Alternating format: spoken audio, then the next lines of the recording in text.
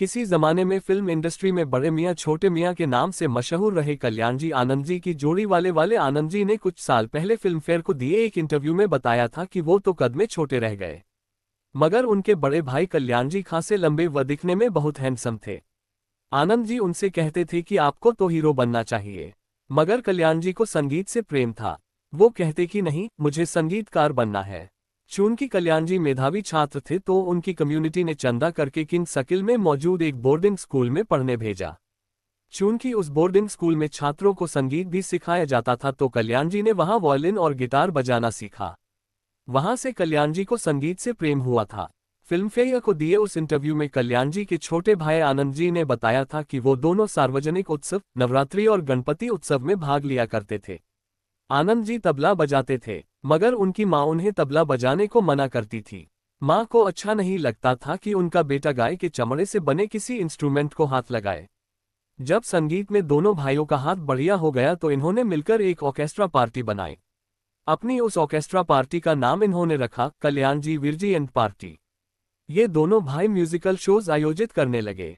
आनंद जी कहते हैं कि म्यूजिकल शोज की भारत में शुरुआत उन्होंने व उनके भाई कल्याण जी ने ही की थी। एक बार कल्याण जी का विदेश जाना हुआ, वहां से वो क्लेवियोलाइन नामक एक इंस्ट्रूमेंट खरीद लाए।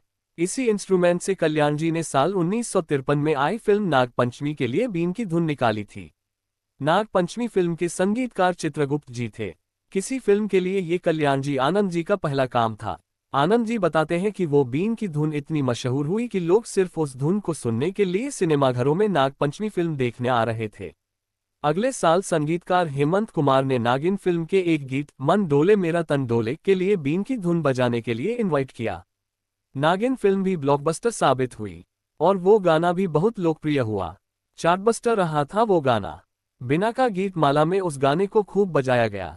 आनंद जी कहते हैं कि वो गाना इतना लोकप्रिय हुआ था कि लोगों ने उसे मंदिरों में, नवरात्रि उत्सव में व शादियों में भी बजाना शुरू कर दिया।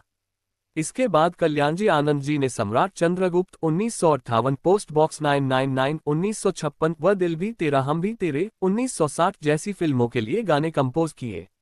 इन फिल्मों के गानों पर दोनों भाइयों ने मेहनत की थी, मगर तब संगीतकार के खाने में कल्याण जी वीरजी शाह का नाम ही दिया जाता था।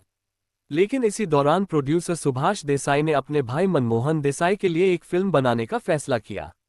मनमोहन देसाई इस फिल्म को इंडिपेंडेंटली डायरेक्ट करने वाले थे।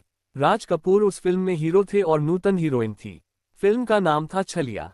ये सुभाष देसाई थे जिन्होंने पहली दफा कहा था कि जैसे राज कपूर के पास शंकर जयकिशन की जोड़ी है, वैसे ही छलिया फिल्म से कल्याण जी आनंद जी की जोड़ी भी इंट्रोड्यूस होनी चाहिए।